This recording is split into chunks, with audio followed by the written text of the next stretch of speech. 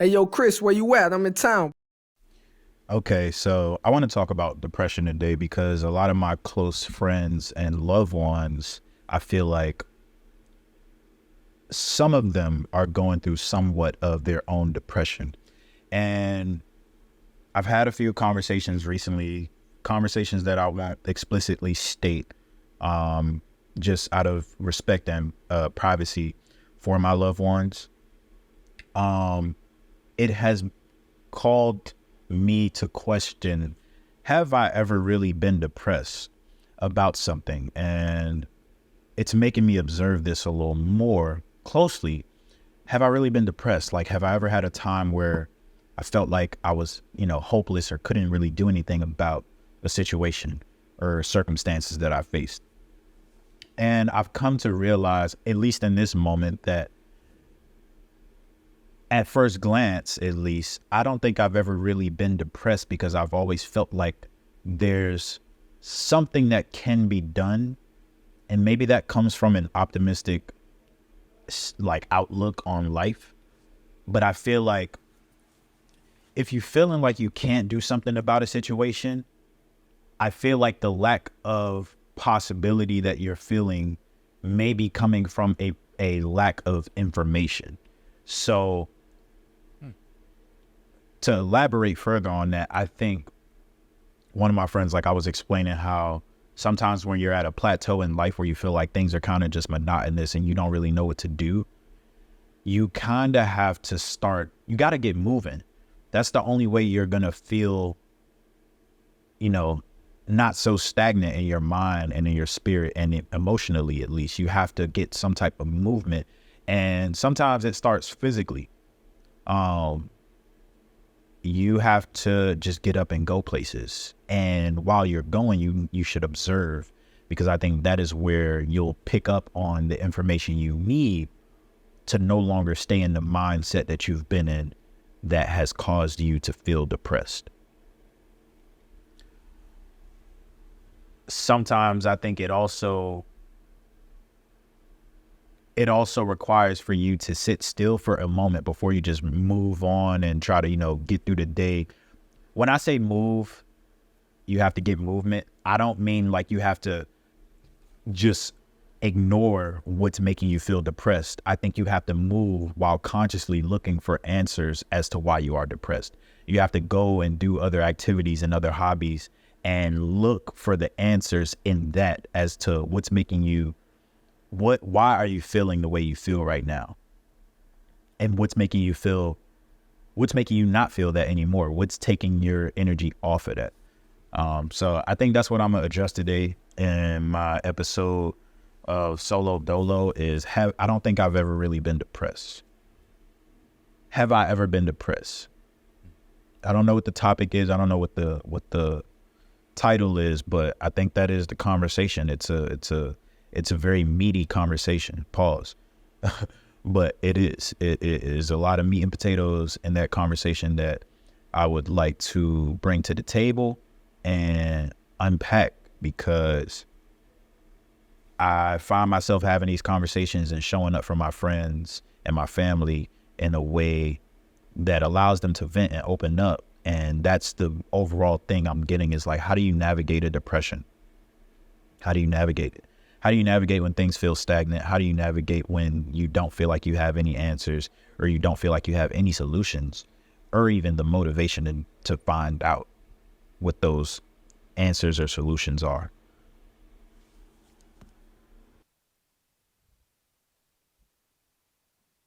Hmm. What's good, y'all?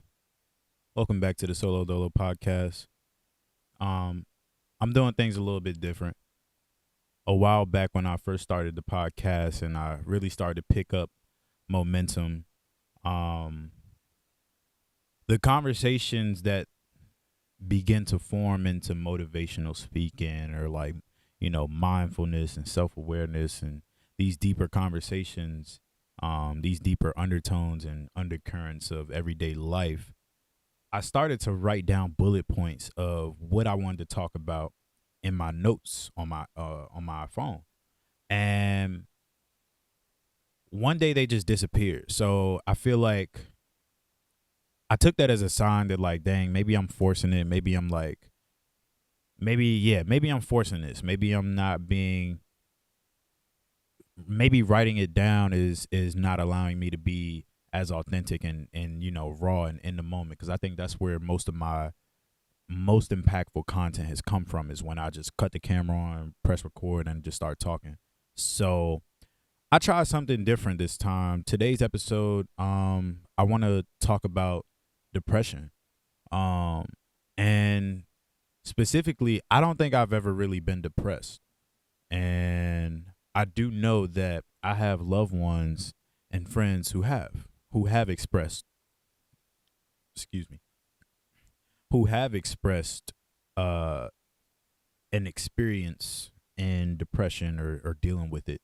And so it dawned on me while I was at work, which is funny because a lot of these conversations dawn on me during the day when I'm at work. It dawned on me, and I kind of just stepped off to the side to like express my thoughts out loud about the situation. Like, I had just talked to a loved one who has been going through some tough times, and to say the least has experienced depression. Two of my loved ones, actually, two people who are very close to me.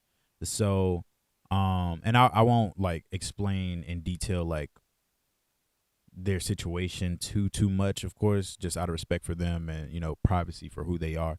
But the conversations I've had with them, and ironically enough, they were back to back. So I felt like this was a focal point in my life that I needed to bring to the forefront of the show, and to have the conversation. So I stepped off when I was at work, and I just recorded a voice memo instead of writing down bullet points, because I think the bullet points weren't really capturing everything that I felt and wanted to express or wanted to touch on. So I'm gonna start, and I don't want to put too much pressure on myself or try to make it so much of a thing that it takes the authenticity out of it. But I've found that recording a voice memo has captured that feeling and that emotion that I actually wanted to convey while on the show. So that's what y'all just heard. That's what I decided to play in the beginning of the episode, so that we know exactly what the conversation is, where it is, and I think it's a better way to preface the show. And I feel good about it. That's another really big thing. I feel like this has led me back to the true essence of like Solo Dolo and what I wanted it to be, or at least what I saw it growing into naturally, and the way it was growing into itself naturally, I found myself to like that. Let's put it that way. So I've grown to like what it has become.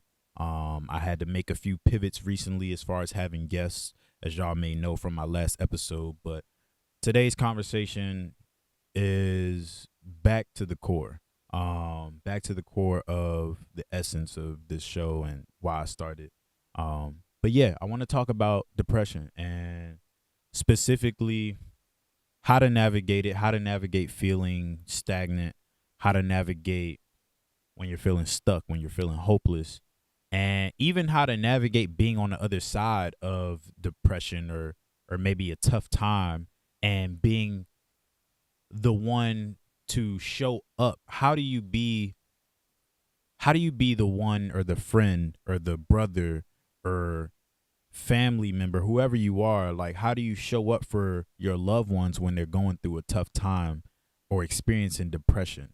I think it's very interesting, and I think it's something that is very touchy, because you never want to. I think the thing, when I hear people express their problems or their troubles or what they're going through, naturally there's so many bones in my body that just want to share my perspective on their situation, and how the way in which I've changed my perspective on their situation can help them.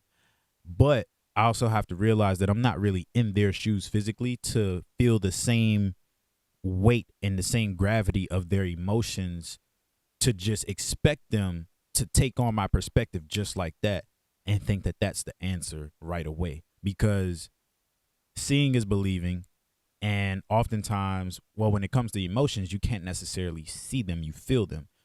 So when I think of trying to give someone the proper perspective given their situation, I think about, sorry, I'm turning my mic up some more. Um I think of it like this. Because of the gravity of their situation, someone who's going through depression may not be able to grasp your perspective right now because of the weight of their emotions. And that's something that I'm learning to recognize as I'm speaking with people, as I'm listening to my loved ones pour out their hearts or talk about things that they're going through. It's like, how can I be there for you in a much more respectful way, in a much more conscious, in a healthy way?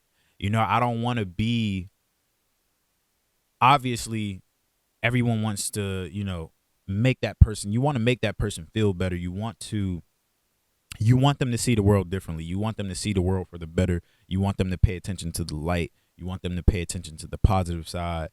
And the reality is, seeing is believing for a lot of people, especially in certain circumstances. So when you're going through something physically, or when they're going through something physically, there's a level of understanding I think we have to have when showing up for somebody, that the gravity of their emotions and their physical situation is preventing them from seeing your perspective right away. So what I've noticed is that because of that dynamic, it has made me feel uncomfortable in a lot of situations as far as showing up for people in the right way. Like I'm always worried, like, dang, did I listen enough to this person? Did I respond too quickly with what I think they should do? Do they feel heard? Do they feel seen? Do they feel understood? And all these questions have come recently, especially because I feel like I had to show up back to back with people that I love, different people that I love, about their situations. And it made me question, like, damn, am I even showing up the right way? Like, I'm showing up for all these people that I love, but am I showing up in the right way? And I don't want to get into it's almost like, it almost has to do with like quality over quantity. Like, I don't want to be, I may be accessible to all these different people, but am I giving them the quality of presence and listening and attentiveness that they actually need from me? And so I'm going to get real, like, damn, I didn't know this was going to go here, but I'm going to take it here. Being fully transparent, growing up through like middle school and high school, I had two of my best friends. One of my best friends I'm still like pretty connected with, you know what I'm saying? Like, we are still friends for the most part. Life has somewhat separated us to where, you know, we're in different locations. We have our own lives going on, but we still know that like there's a mutual understanding of where our friendship is. We had a third friend who I will say we're no longer friends with, and I don't think it's no fault of anyone's, but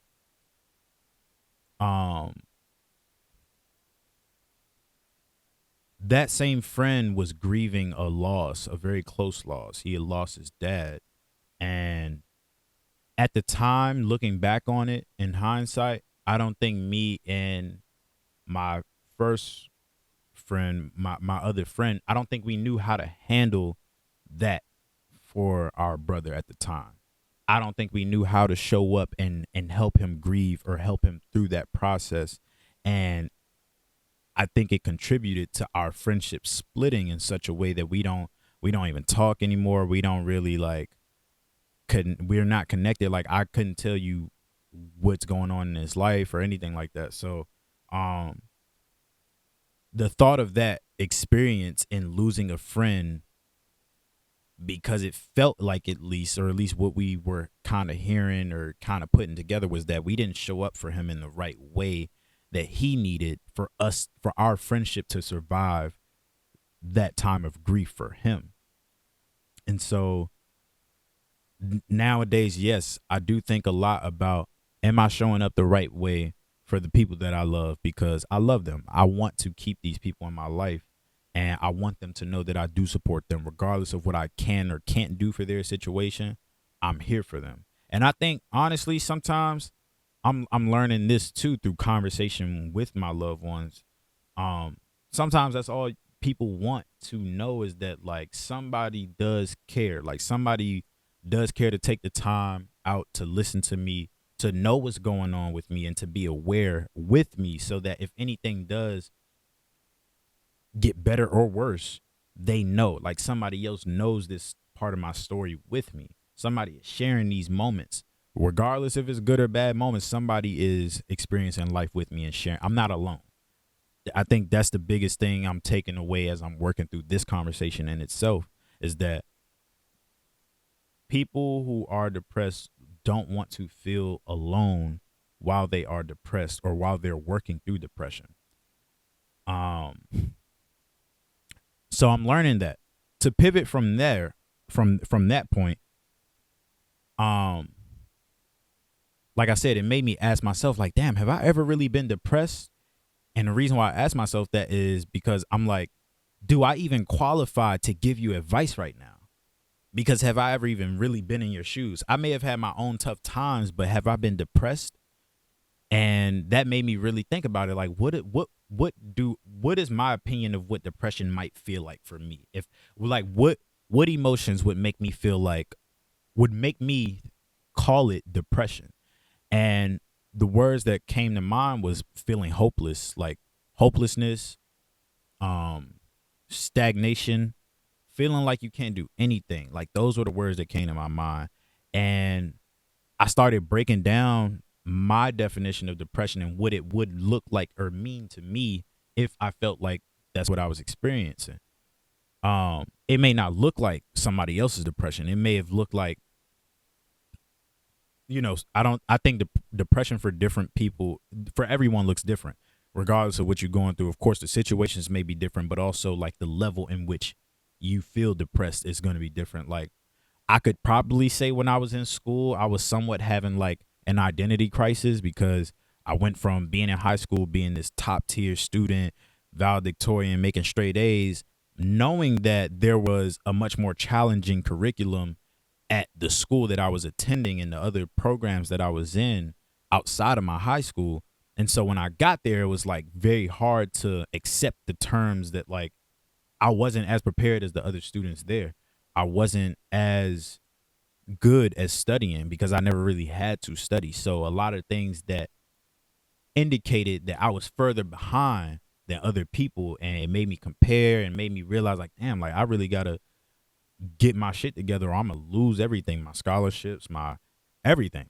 So going from being this, everybody praises me for my accolades and my academic achievements, to low key, nobody know, but I'm on the verge of losing everything that y'all championed me for. So I could say that early, those first like 2 years of college may have been my most depressed chapter era of my life, but it's hard for me to call it a depression because I knew that there was something I could do about it, and it was hard to do, but I did find out through self-discovery, through sitting with myself and mentorship, because I had help along the way, that I could get through it. And so breaking it down like that and dissecting my own life and my own troubles and what I've considered close to depression has helped me understand it. Like I think depression kicks in, I believe, when you feel like you can't do anything about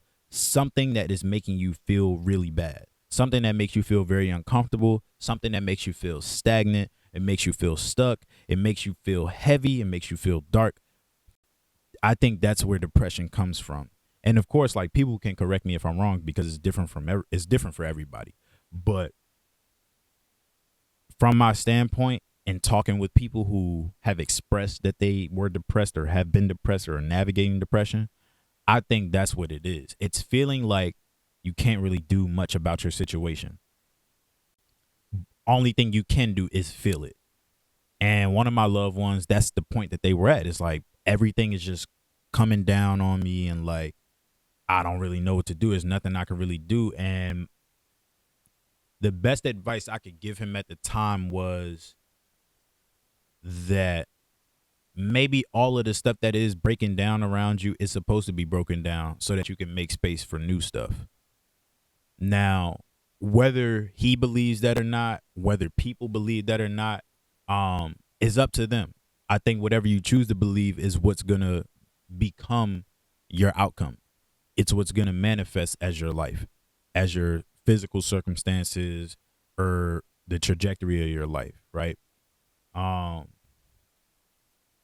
But yeah, these conversations made me think about, if you feel stagnant, if you feel like you can't do anything, if you're feeling hopeless, I do truly believe that the feeling of hopelessness and stagnation comes from a lack of information. You only feel stagnant when you don't think there's anything you can do. So there's a lack of visible possibility. And sometimes as people, we wait for physical, I feel like we wait for physical indications of what's possible to believe it. So again, seeing is believing. That's what most people, that's what they say. But I don't think seeing is just with your physical eyes. I don't think, like when we were all in high school, if you graduated high school, or if you graduated any level of school, you didn't go to school every day like, oh, I'm doing this so I could graduate. I'm doing this so I could do this. You didn't do that. You just subconsciously knew that in your mind, you knew that you would graduate someday. So you just kept doing the physical work, regardless of how hard it may have gotten, regardless of how difficult it may have been along the way. You did everything you needed to do for the vision that you saw in your head, in your mind. And I think when people are in a depressed state, there's a lack of vision for possibilities. So you feel like there's nothing you can really do. And that comes from a lack of information. I think a lot of information that I have is what makes me believe that a lot more is possible for my life, for my success, for my music, for this podcast. Like, I only believe in this thing to serve me and serve others at such a high level because of the information that I have on how to do a podcast, or how accessible it is for me to create one, or create my music and put it out and get it to the people. So that is where my optimism comes from. My optimism comes from that. I think I'm going to just go live real quick on my TikTok. I'm not going to engage right away, but I do want to go live on here. Just to get used to going live so people can see, because people actually like this content. I gained, I went from like, I gained probably like 800 to 900 followers on TikTok recently from reposting old videos that I had done. And so now I'm trying to like foster that community more and like bring these conversations to that platform.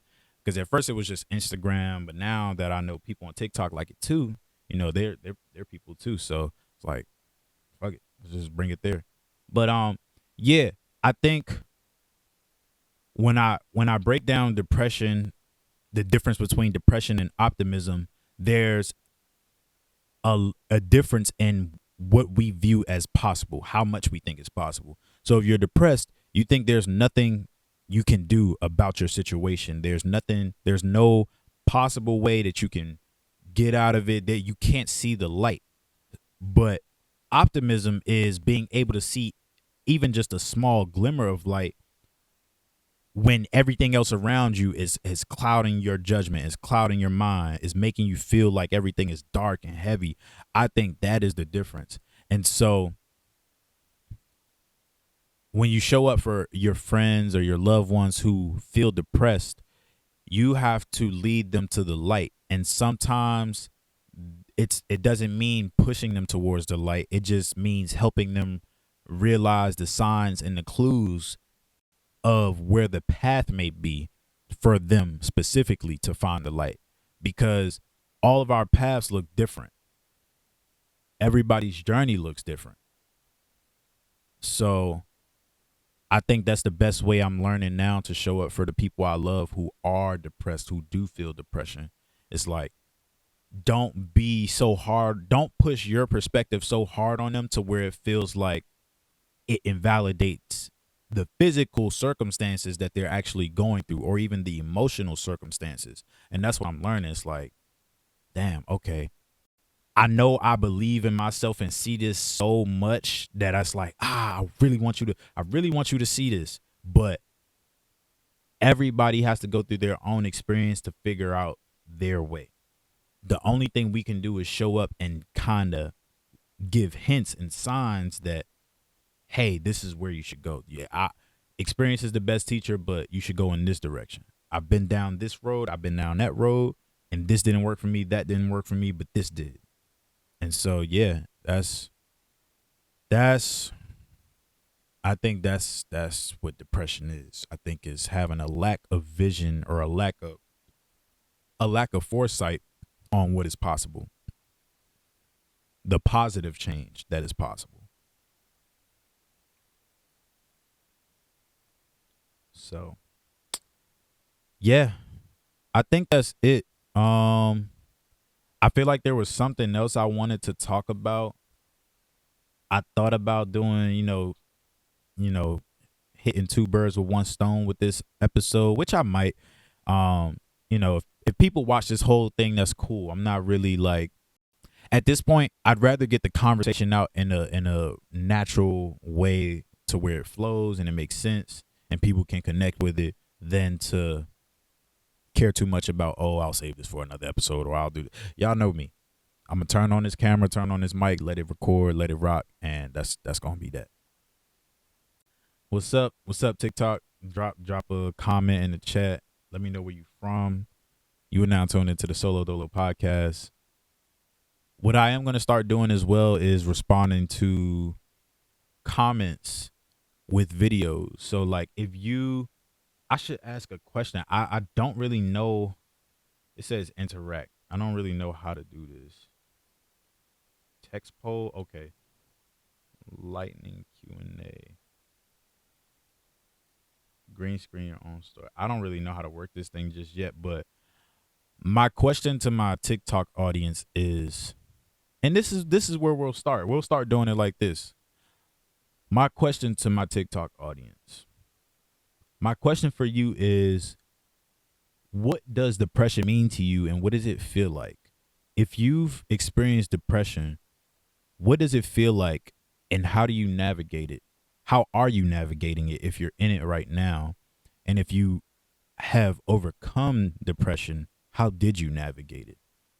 That is my question to you. Drop a comment, let me know, and I will respond. Peace. Blessings on to you. Hey, yo, Chris, where you at? I'm in town.